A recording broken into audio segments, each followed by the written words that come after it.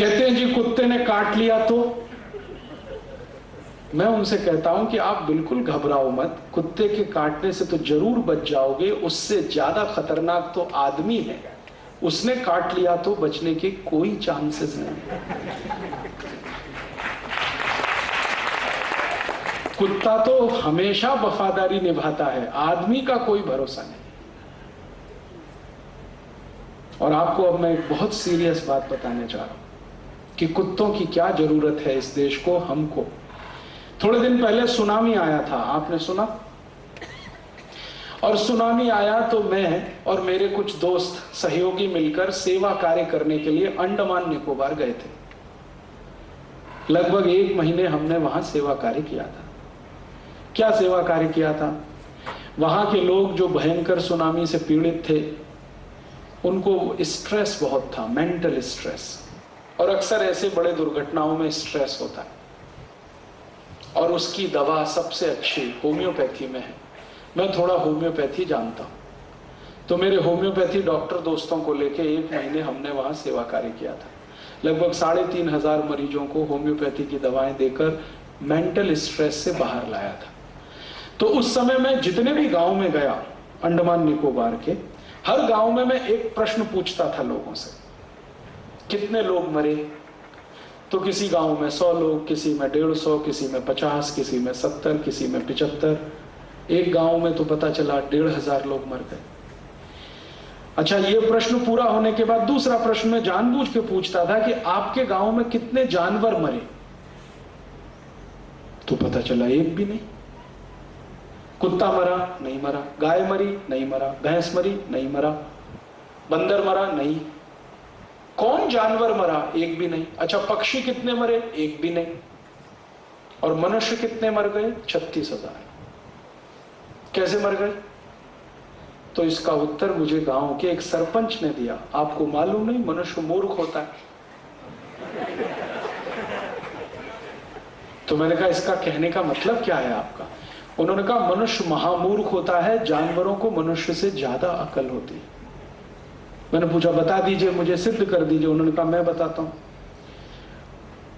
वो सरपंच मुझे मिला अंडमान निकोबार के एक गांव में, उस गांव का नाम है बंबू फ्लैट। अंडमान निकोबार की जो राजधानी है, वहां से 60 मील नॉटिकल मील समुद्र में अंदर एक टापू है, टापू पर ये गांव। तो सरपंच ने कहा कि देखो मैं आपको बताता हूं, जब सुनामी आया उससे 2 दिन पहले मेरे कुत्ते को मालूम था कि सुनामी आ रहा है। जब सुनामी आया उससे 2 दिन पहले मेरी गाय को मालूम था सुनामी आ रहा है। जब सुनामी आया तो मेरी भैंस को मालूम था कि सुनामी आ रहा है। जब सुनामी आया तो मेरे घर के चूहों को, ऊंदर को मालूम था कि सुनामी आ रहा है। जब सुनामी आया तो बिल्ली को मालूम था कि सुनामी आ रहा है। जब सुनामी आया तो कीड़ी, चींटी, आंट्स को मालूम था कि सुनामी आ रहा है। लेकिन हम मूर्खों में से किसी को नहीं मालूम था कि सुनामी आ रहा है। का आपको मालूम है भारत सरकार ने अंतरिक्ष में कितने सैटेलाइट छोड़े हैं? उनकी संख्या धीरे धीरे अभी 56 हो गई है। हजारों करोड़ रुपए इन सैटेलाइट पे हर साल खर्च होता है, और उसमें से कुछ सैटेलाइट सिर्फ इस बात के लिए है कि वो समुद्र में होने वाली हर गतिविधि को ध्यान में रखें। तो सारे सैटेलाइट फेल हो गए, हजारों करोड़ रुपए वाले बता नहीं सके कि सुनामी आ रहा है। और हमारे घर के आसपास रहने वाले ये जानवर कुत्ता, बिल्ली, बंदर, कीड़ी, चींटी, गाय, भैंस, इन सबको मालूम था 24 घंटे पहले, 48 घंटे पहले सुनामी आ रहा है। तो मैंने पूछा इनको कैसे मालूम था? तो सरपंच ने कहा कि देखिए बात यह है कि सुनामी जिस दिन आया उससे 2 दिन पहले मेरा कुत्ता भाग गया, गाय चली गई, भैंस चली गई। मैंने कस के पकड़ के गाय को रस्सी बांधी थी, रस्सी को तोड़ के चली गई। मेरे घर में एक बंदर था, वो भी चला गया। 2 दिन मुझे घर में चींटियां नहीं दिखाई दी जो रोज निकलती। ऊंदर नहीं आया, वो भी कहीं चले गए। बिल्ली नहीं आई, वो भी कहीं चले गए। तो मैं समझ गया कि जरूर कुछ गड़बड़ होने वाली है। तो वो सरपंच ने कहा कि मैं भी चला गया घर छोड़कर। तो मैं बच गया और मेरे घर में से कोई दूसरा नहीं बचा। तो उस सरपंच ने मुझे एक बात कही कि आप कहीं भी जाना, लोगों को बताना कि सुनामी में एक भी जानवर नहीं मरा, मनुष्य 36,000 मरे।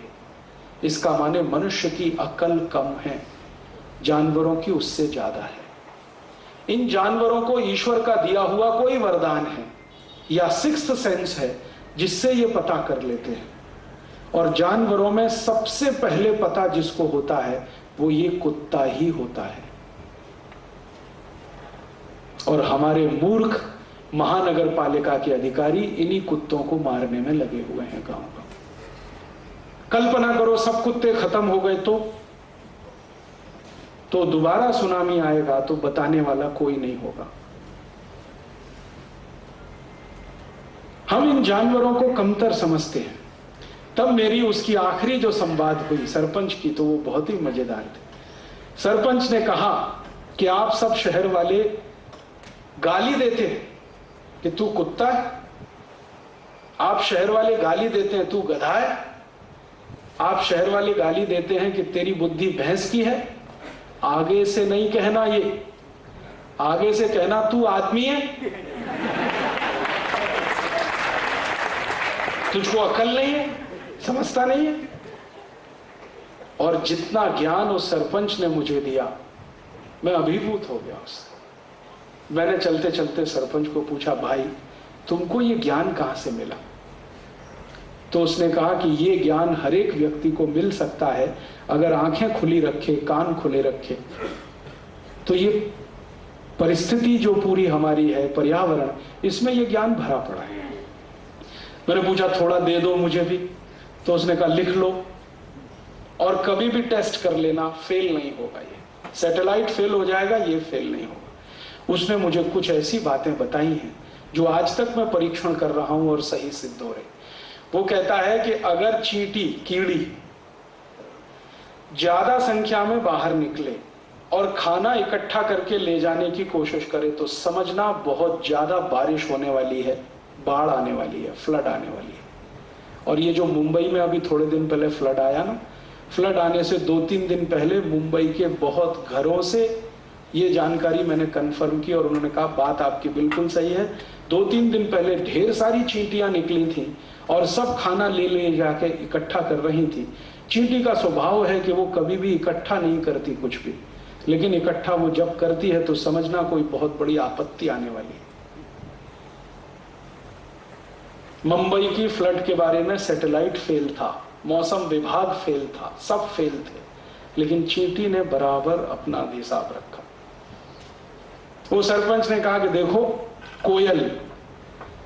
कोयल अगर कभी घोंसला बनाए अपना तो समझना भयंकर बाढ़ आने वाली है, क्योंकि कोयल का स्वभाव है अपना घर नहीं बनाने का। वो कौवे के घर में अपना अंडा देती है, लेकिन अपना घर बनाए तो समझ लो कोई बहुत बड़ी आफत आने वाली है। और उसने ऐसी मुझे 20 बातें बताई, बकरी के बारे में, भेड़ के बारे में, गाय के बारे में, कुत्तों के बारे में। और वो सब बातें पिछले कई महीने से मैं देख रहा हूं, जगह जगह एक एक सच निकल रही है। इसका माने इन जानवरों को हमसे ज्यादा सेंस है और इनकी प्रकृति की व्यवस्था को चलाने में बहुत बड़ा योगदान है। और हम हिंदुस्तानियों में सबसे पहले अगर किसी एक व्यक्ति को यह बात समझ में आई थी तो वो थे भगवान महावीर। उनको यह समझ में आ गया था। क्यों? 14 वर्ष की तपस्या उनकी जंगल में हुई थी और जंगल में इन्हीं जानवरों के साथ रहे थे, तो देख लिया उनका स्वभाव, समझ लिया उनका ज्ञान कितनी ऊंची है, उनके ज्ञान को परखने की शक्ति, ये सब समझ लिया। तो अहिंसा का दर्शन दे दिया कि देखो भाई, किसी जीव को मत मारो, क्योंकि तुम्हारे जिंदा रहने के लिए ये जीव का जिंदा रहना जरूरी है। तो अहिंसा का दर्शन उन्होंने दिया इसलिए कि जो जीव जगत है इसको चलाने में जीवों की जो भूमिका है वो उनको समझ में आ गई 14 साल में। वो आज तक हमको समझ में नहीं आई, और उनके समझ में आई तो उन्होंने अहिंसा का सिद्धांत दिया और जियो और जीने दो, ये बात को पूरी ताकत से कहा। अहिंसा का सिद्धांत महावीर स्वामी ने इसलिए नहीं दिया कि हम कमजोर हैं या दूसरे ताकतवर हैं, या दूसरे कमजोर हैं हम ताकतवर हैं। इसका कमजोर और ताकतवर से कुछ लेना देना नहीं है। इसका संबंध है पृथ्वी जगत को चलाने में, ब्रह्मांड को चलाने में हर छोटे जीव की बड़ी भूमिका है, इसलिए उसको जिंदा रखो ताकि तुम जिंदा रहो।